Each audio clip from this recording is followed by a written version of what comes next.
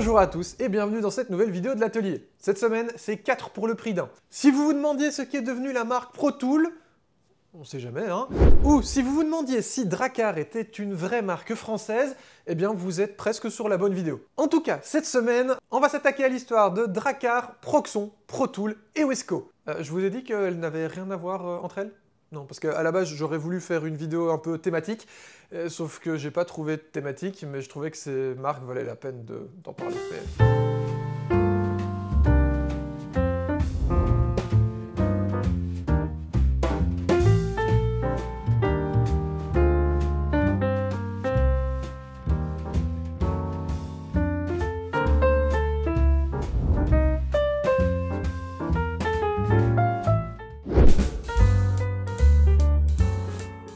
Commençons tout de suite par une marque française, on va même parler de Viking français, puisqu'on va parler de Drakkar Tool. La marque est lancée en 2000 par un entrepreneur breton, mais en réalité, eh bien, son histoire elle remonte à 1982 avec la fondation de Sodizé, ou Sodiz, ou Zodiz, Sotiz, Sotiz, je sais pas. Sodizé, c'est une société de distribution de services. D'ailleurs, Sodiz, c'est pour Société Distribution Service.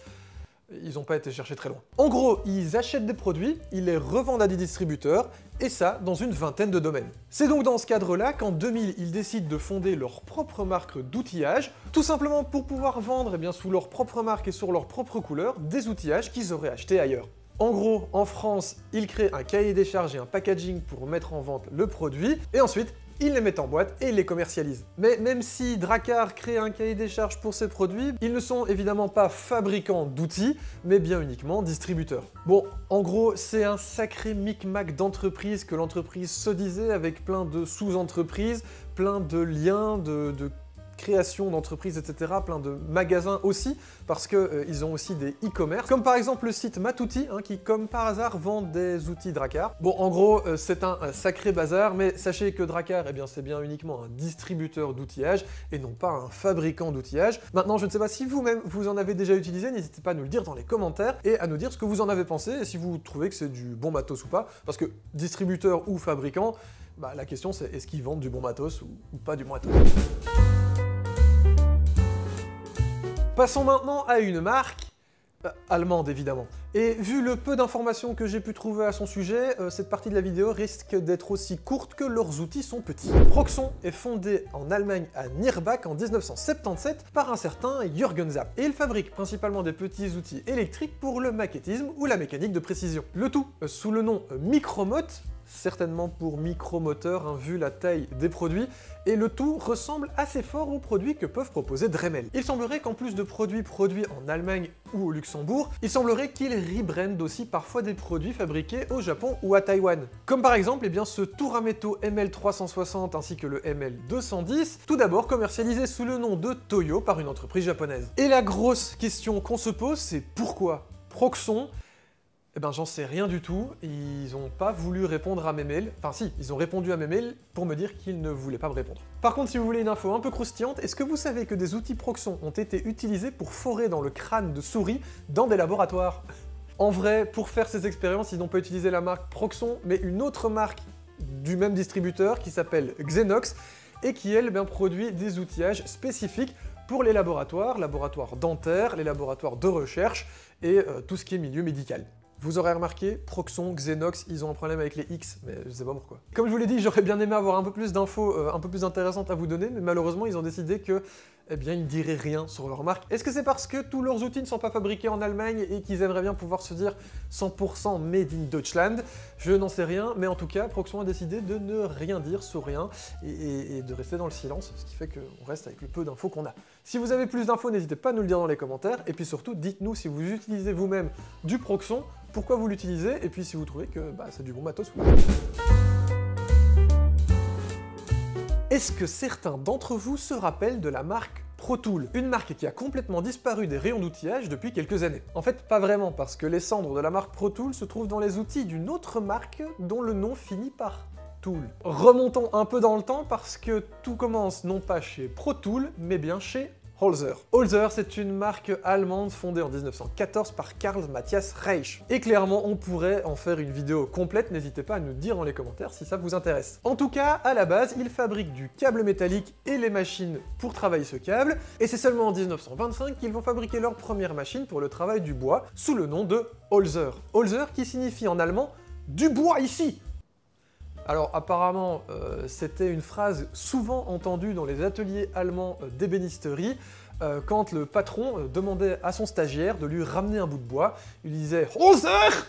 et le Holzer arrivait. Très original comme nom, c'est un peu comme si une marque d'outillage de garage s'appelait « Rapporte-moi la clé de 12 ». Donne-moi une clé de 12 !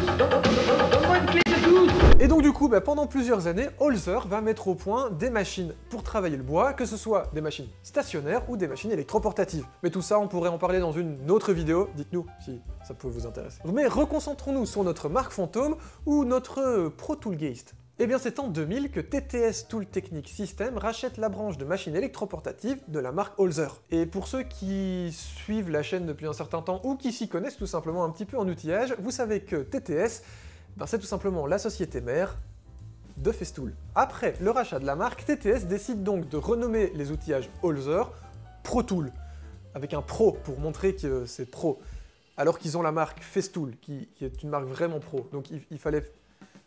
Comprenez qu'il fallait montrer que c'était pro alors que l'autre marque était plus pro, il n'y avait pas pro dedans. Mais c'est toujours pareil, quand t'es obligé de mettre un truc dans le nom, c'est qu'en général ça l'est pas. Pro Tool, c'était des tools pro, d'accord? Plus que Festool. Mais vous verrez, c'est peut-être ça d'ailleurs qui a fait que...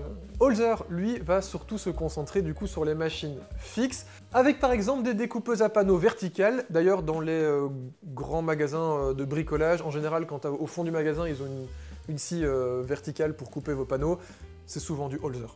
Vérifiez, c'est en général marqué dessus. Et donc c'est comme ça que Pro Tool va donc être lancé par TTS à partir des cendres des outillages de Holzer. Mais du coup, pourquoi est-ce qu'elle a fini par disparaître? Eh bien, c'est en 2013 que l'histoire de Pro Tool va prendre un tournant, puisque TTS va tout simplement décider de fusionner ces deux marques d'outillage. Bah ouais, en fait, Festool a déjà un super aura hyper important, Pro Tool, ça marche, mais pas super, et donc, à quoi bon avoir deux marques, dont une qui est vraiment pour les pros, et l'autre qui est pas vraiment pour les pros, mais dont son nom fait pro?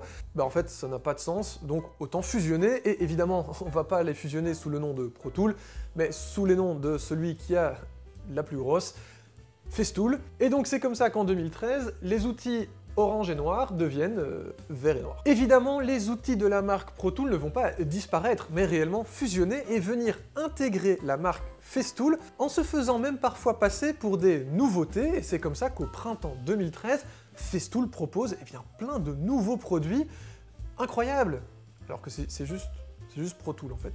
C'est des outils qu'il y avait déjà, mais on nous a juste mis dans la marque, avec un nouveau logo. D'ailleurs, ça se voit principalement sur les aspirateurs, puisque à l'automne 2013, Festool propose ses nouveaux systèmes d'aspiration. Regardez un petit peu à quoi ressemblait celui de Pro Tool, c'est les mêmes. Les mêmes, c'est juste que, voilà, ils ont juste plus la même couleur. On a la même chose avec le nouveau mélangeur de chez Festool, avec certaines scies, et aussi par exemple avec cette mortaiseuse à chaîne.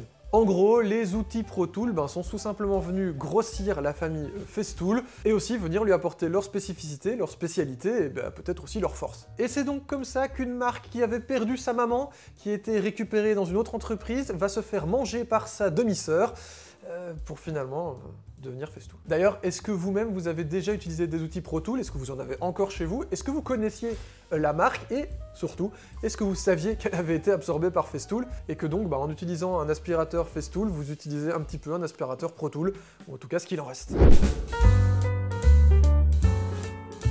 On va terminer cette vidéo avec une petite marque d'outillage que les Belges ont l'habitude de voir sur les rayons de certains magasins de bricolage, aux côtés d'une autre marque dont on a déjà parlé sur cette chaîne, Works. Et vous allez voir, c'est pas étonnant qu'elle se trouve juste à côté et qu'elle soit vendue par les mêmes revendeurs. Puisque comme Works, Wesco est une marque du distributeur chinois Positech. Positech pour Positive Technology. Lancée en 1994 par Dongao à Suzhou en Chine, la marque au départ elle fabrique surtout des pièces pour d'autres fabricants de machines comme par exemple Black & Decker.